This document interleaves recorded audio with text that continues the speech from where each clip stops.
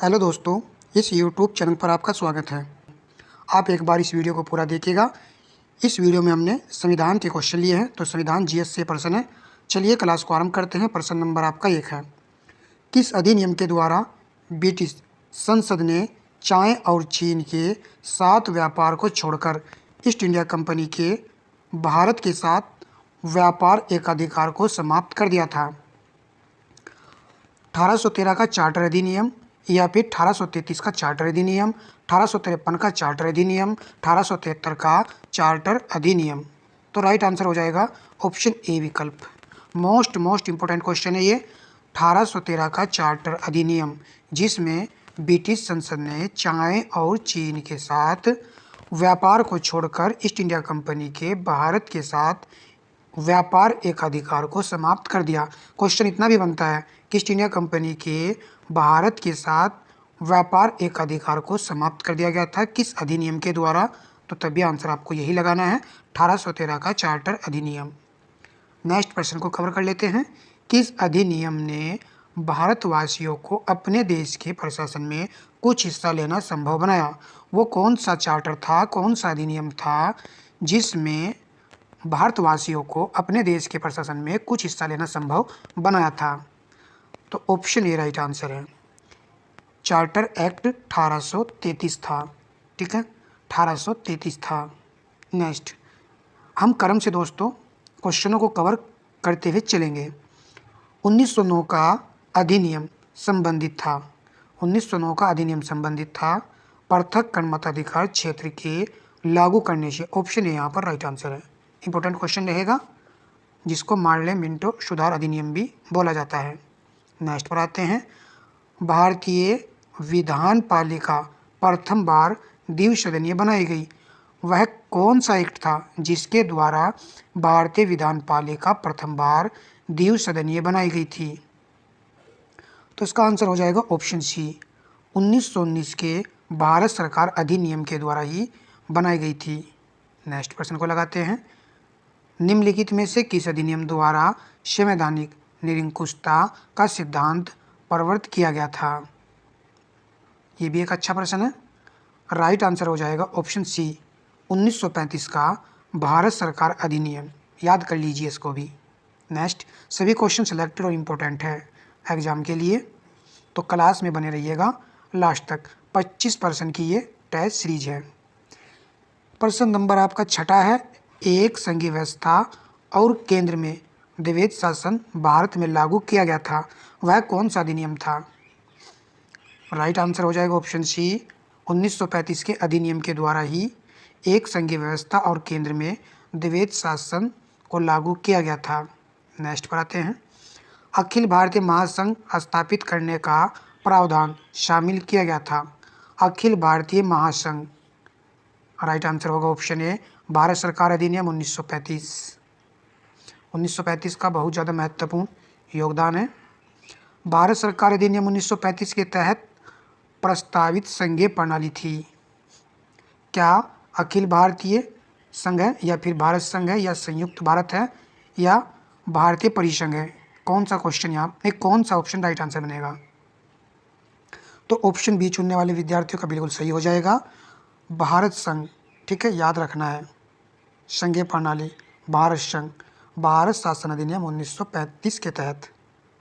Next cabinet mission योजना के अंतर्गत संविधान निर्मात्री परिषद में प्रत्येक प्रांत को आवंटित सदस्य संख्या निर्धारित करने के लिए एक प्रतिनिधि कितनी जनसंख्या के अनुपात में था? मोस्ट इंपोर्टेंट क्वेश्चन है। राइट आंसर होगा ऑप्शन बी, 10 लाख। 10 लाख व्यक्ति। नेक्स्ट प्रश्न। 1946 में निर्मित अंतरिम सरकार में कार्यपालिका परिषद के उप सभापति थे। तो उप सभापति आपसे पूछा गया है, अंतरिम सरकार में कार्यपालिका परिषद के उप सभापति कौन थे? तो राइट आंसर ऑप्शन ए है, जवाहरलाल नेहरू। यहाँ पर इसकी थोड़ी सी व्याख्या पढ़ते हैं। 24 अगस्त 1946 को अंतरिम राष्ट्रीय सरकार की घोषणा। इस व्यवस्था के साथ की गई अंतरिम सरकार 2 दिसंबर 1946 को कार्यभार संभालेगी। वायसराय इसमें कार्यपालिका परिषद का पदेन अध्यक्ष था। जवाहरलाल नेहरू को उपाध्यक्ष या उपसभापति बनाया गया था? तो जवाहरलाल नेहरू को कार्यपालिका परिषद का क्या बनाया गया था? उपाध्यक्ष बनाया गया था। महत्वपूर्ण प्रश्न है ये। नेक्स्ट प्रश्न को देखिए यहीं पर, निम्नलिखित में से कौन अगस्त 1946 में गठित प्रथम अंतरिम सरकार का सदस्य नहीं था? सी राजगोपालाचारी, डॉक्टर राजेंद्र प्रसाद, जगजीवन राम या फिर डॉक्टर एस राधाकृष्णन? कौन नहीं था?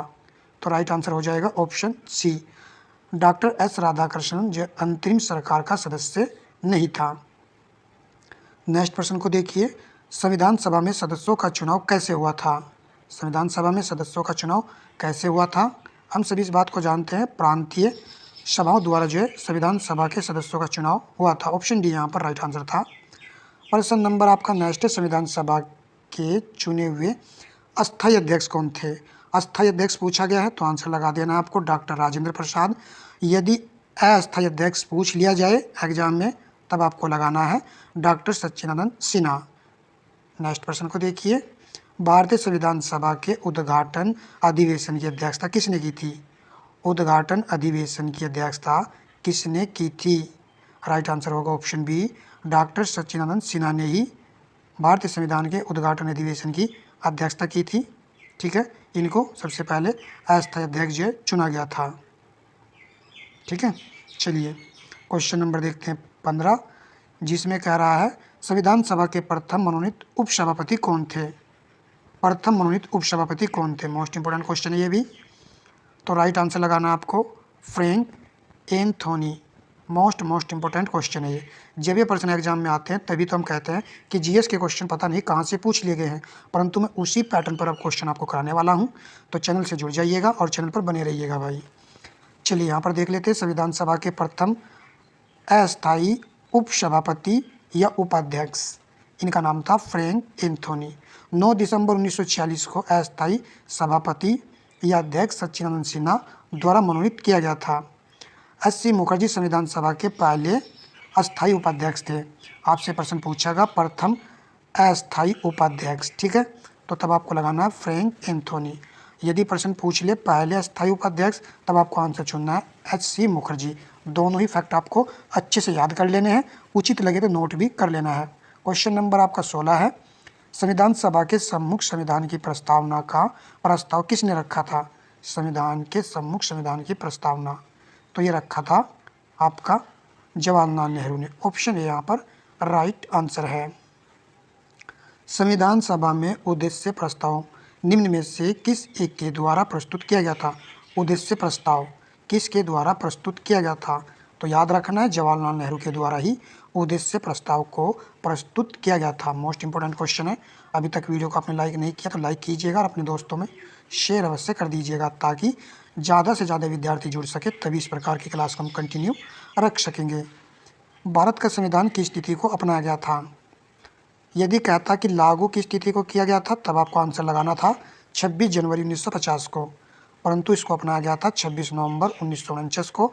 तो ऑप्शन बी यहाँ पर राइट आंसर हो जाएगा। ठीक है दोस्तों, नेक्स्ट प्रश्न, किसने कहा था संविधान सभा कांग्रेस थी और कांग्रेस भारत था? किसने कहा था ये बात?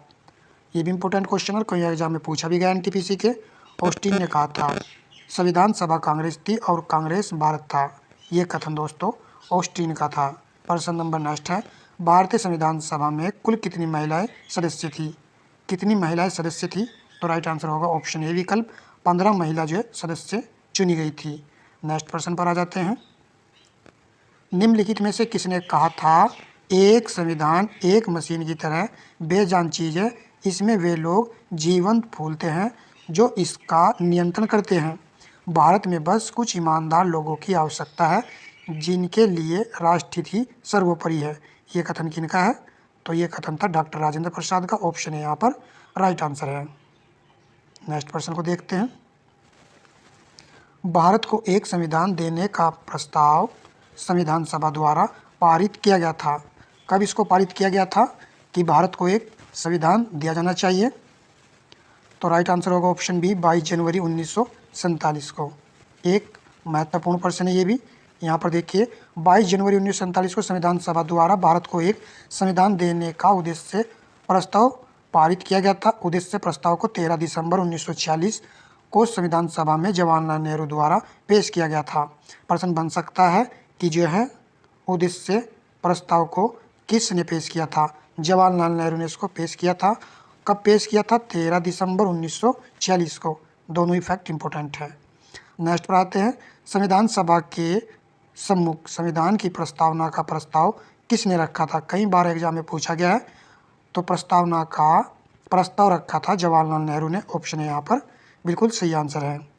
नेक्स्ट पर आ जाते हैं, निम्नलिखित में से संविधान सभा की संघ संविधान समिति का अध्यक्ष कौन था? संघ संविधान समिति का अध्यक्ष कौन था? जवाहरलाल नेहरू थे। ऑप्शन सी राइट आंसर है। देखिए संविधान के मोस्ट इंपॉर्टेंट क्वेश्चन इसी तरीके से हम कवर करते हुए चलेंगे दोस्तों। सेशन को लाइक कीजिएगा और चैनल को सब्सक्राइब अवश्य कर लीजिएगा।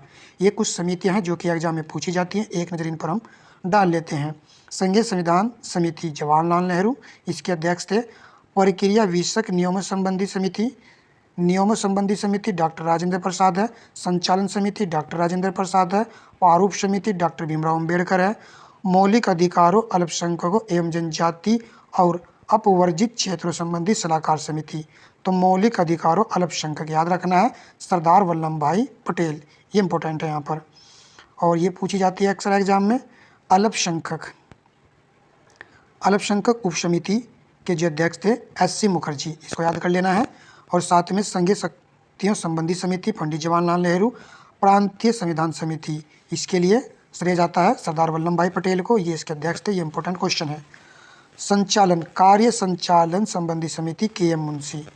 ठीक है, दोनों को याद रखना है। यहाँ पर लिखा हुआ है संचालन समिति डॉक्टर राजेंद्र प्रसाद, परंतु यहाँ पर बस इतना लगा हुआ है कार्य संचालन संबंधी समिति, तब आपको आंसर लगाना है KM मुंशी। ठीक है दोस्तों, इस तरीके से हमने इस क्लास में, तो इस तरीके से दोस्तों हमने 25 प्रश्नों के साथ में एक्स्ट्रा फैक्ट के साथ में 30 प्रश्नों को यहाँ पर कवर कर लिया है। सेशन आपको जरूर पसंद आया होगा। पूरा सेशन देखने के लिए दोस्तों धन्यवाद आपका।